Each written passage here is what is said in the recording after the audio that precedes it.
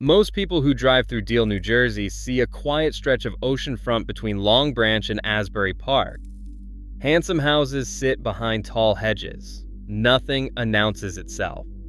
But this 1.2 square mile borough is one of the most expensive zip codes in the entire state, and roughly 80% of its year-round residents belong to a single community that most Americans have never heard of. They are not Ashkenazi. They are not Hasidic. They are Syrian Jews.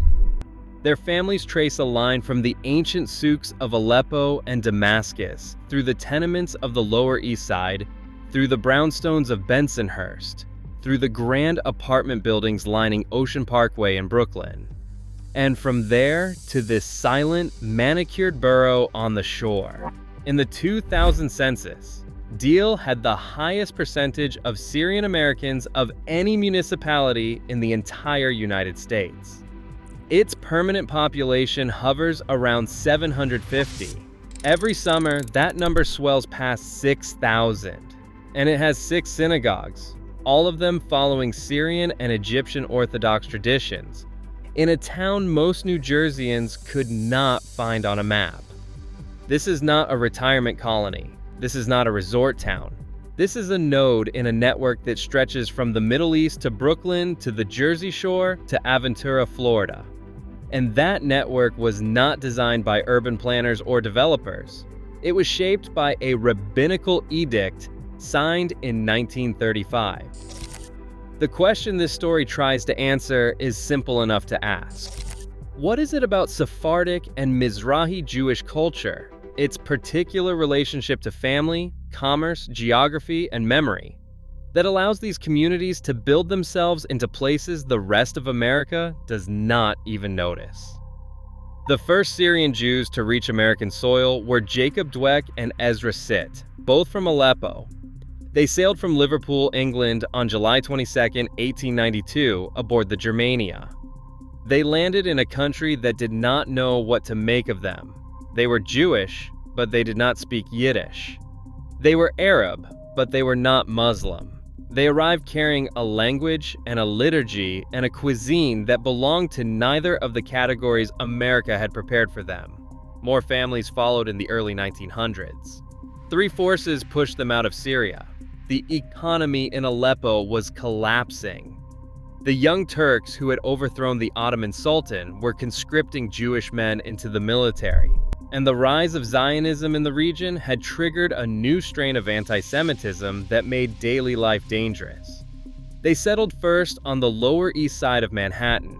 They opened textile shops and small trading businesses along Washington Street and Rector Street. They prayed in rented rooms. Then came the first transplantation. In the 1940s and 50s, the wealthiest Syrian Jewish families in New York began purchasing homes along Ocean Parkway in Brooklyn. Within a few years, the entire community had followed. The writer Joseph Sutton later called this stretch of Brooklyn by a name that stuck. He called it Aleppo-in-Flatbush. The Great Dome Sanctuary of Shar Zion Congregation rose on Ocean Parkway between Avenues T and U. Its stone facade and towering arch became the architectural anchor of a community that now numbered in the tens of thousands. The synagogue was not just a place of worship. It was the center of gravity around which every other institution arranged itself. But the decision that truly defined this community was not architectural. It was legal. In 1935, facing the full force of American assimilation, several leading Syrian rabbis signed a takana. This is a binding rabbinical edict. It declared that members of the community could not marry non-Jews. It laid down an absolute baseline. The community would refuse to recognize any converts to Judaism whatsoever, regardless of the validity of the conversion elsewhere. The edict was not a suggestion. It was enforced through communal pressure, through the synagogues, through the schools, through the social networks that governed every aspect of daily life. It was reaffirmed in 1946, in 1972, in 1984, and again in 2006. One community elder, speaking publicly about the edict decades later, explained it in terms that carried no apology. He said it was not about exclusion, it was about survival. When you arrive in a country that wants you to disappear into it, he said, you need a wall, not a wall against the world. A wall around the garden. The numbers tell the rest of that story. The rate of intermarriage with non-Jews in the Syrian community is believed to be less than 3%.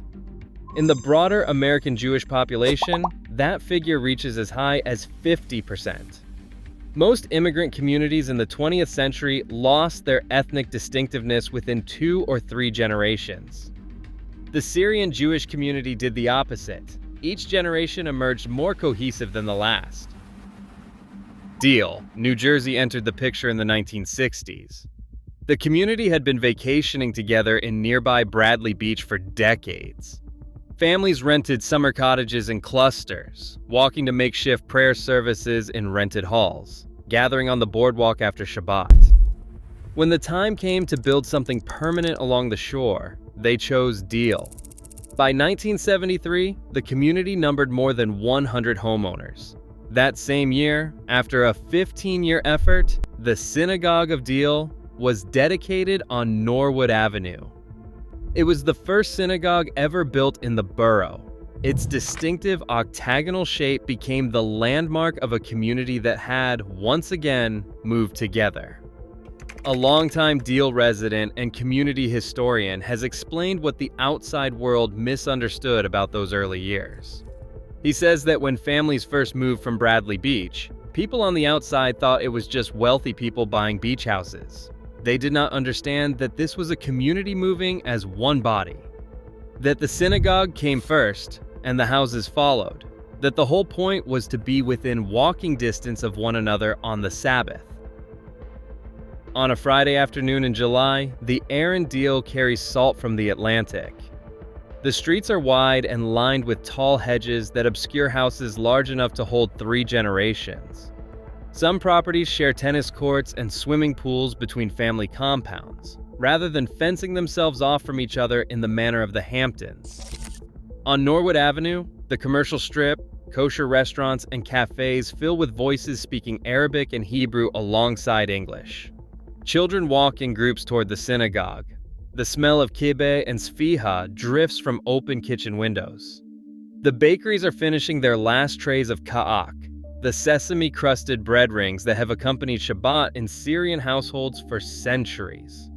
The weekly rhythm builds towards Saturday morning. Families walk to the synagogue together.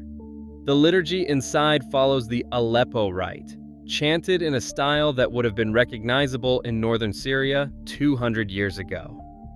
The Hazan, the cantor, selects a maqam for the week. This is a system of musical modes that matches the melody of prayer to the emotional tone of that week's Torah reading. A week of mourning receives one mode. A week of celebration receives another. The sound is closer to the classical music of the Arab world than to anything an Ashkenazi congregation would recognize. After services, the community gathers in the social hall. Business is discussed alongside family news. Introductions are made between young people. Matches are considered. This is where the community quietly governs itself, not through formal votes, but through conversation and consensus over plates of food. A shopkeeper near Norwood Avenue explains that every person who walks through his door on a weekday also sits beside him on Saturday morning. There is no transaction here, he says. That is only a transaction. Everything carries the weight of the relationship behind it. Deal is not an island. It is one point in a triangle. The same families who fill these streets every summer return to Ocean Parkway in Brooklyn each autumn. And in the winter months, many of them migrate south to Aventura, Florida.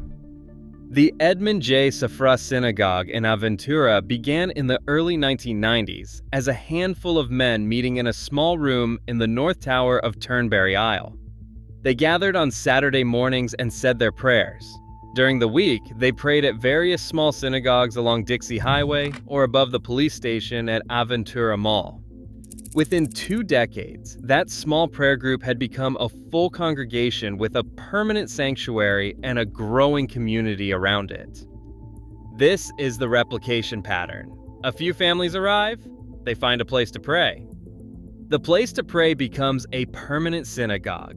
the synagogue becomes a gravity well. More families arrive, schools open, kosher businesses follow. Within a generation, the place is transformed. And this pattern is not limited to Syrian Jews. In Great Neck, on the north shore of Long Island, a community of Persian Jews has grown quietly since the early 1980s. They arrived fleeing persecution after the 1979 Islamic Revolution in Iran. A 2011 Jewish community survey found that 38% of Great Neck's Jewish households include someone who identifies as Sephardic, overwhelmingly of Iranian descent. The Iranian Jewish population of Long Island, concentrated almost entirely in the Great Neck Peninsula, is roughly 15,000 strong. Great Neck is now, after Borough Park, the most Jewish area in the entire New York City region.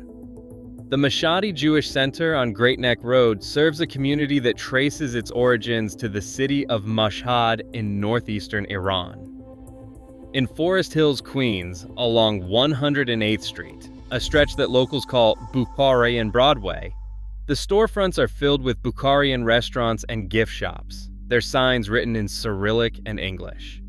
The Bukharian Jews began arriving from Uzbekistan in the 1990s, after the fall of the Soviet Union. There are now an estimated 50,000 Bukharian Jews in New York City. Nearly all of them live in Queens. In 30 years, the number of Bukharian synagogues in the area has grown from 1 to 40. A Bukharian rabbi in Queens explains that Sephardic culture teaches from a young age to stay around family.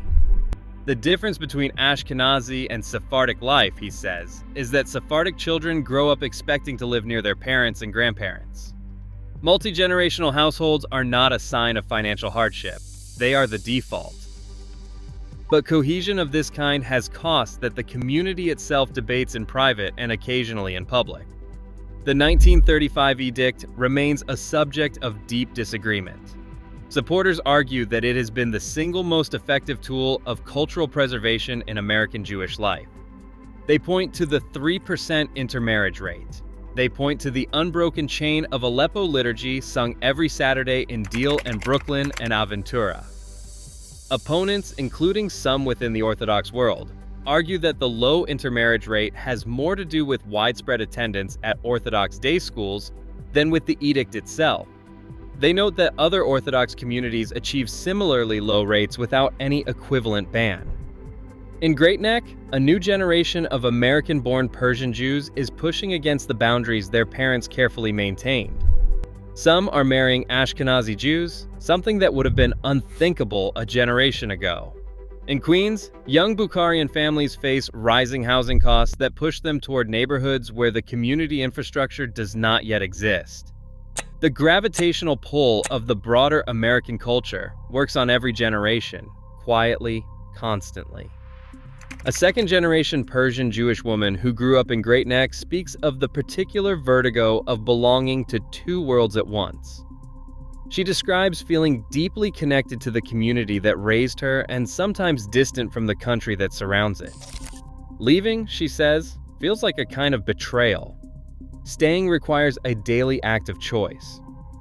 In Deal, the community's wealth brings its own form of exposure. A handful of powerful families own billions of dollars of commercial real estate in New York City. Along the oceanfront, family compounds sit side by side on some of the most valuable land in New Jersey. This visibility attracts media coverage that often frames the community through the lens of excess. The reality is more complex. The wealth is communal as much as it is personal. It funds the synagogues, the schools, the social services, the summer programs that hold the next generation in place. And then there is the deeper invisibility. When Americans think of Jewish life, they think of Ashkenazi culture, the delicatessens, the Yiddish theater, the suburban Reform temple. The Sephardic story, equally old and equally American, is almost never told. Scholars of American Jewish history have noted that the dominance of Ashkenazi culture in the United States resulted in the marginalization of Sephardic Jews in national life. The Syrian community of Brooklyn, the Persian community of Great Neck, the Bukharian community of Queens. These are American stories that most Americans have never encountered. A Saturday morning in Deal, late August. The ocean is audible from behind the hedgerows, but not quite visible. The streets carry the kind of silence that arrives not from absence, but from intention. A father and two young boys walk toward the synagogue on Norwood Avenue. The boys wear white shirts. The younger one carries a small leather-bound prayer book pressed against his chest. A woman in a doorway on a side street calls out a greeting to a neighbor passing on foot. The word she uses is Arabic. Inside the sanctuary, the Hazan begins the Maqam for this week's Torah portion. The melody has traveled from Aleppo to the Lower East Side to Bensonhurst to Ocean Parkway to this octagonal building on a street most Americans will never walk down. It has crossed oceans and centuries, and the kind of loss that is supposed to end a tradition rather than deepen it. The families who walk these streets every Saturday did not come here because the houses were beautiful or the town was famous. They came because other families like them were already here, and those families came because a synagogue was here. And the synagogue was here because in 1973, a small group of people decided that a community deserved a permanent address. The youngest children on these streets will never know a time when this was not home. The Hazan's voice carries through the open windows. The Atlantic breaks against the shore 3 blocks east. The melody does not end. It only waits for next week.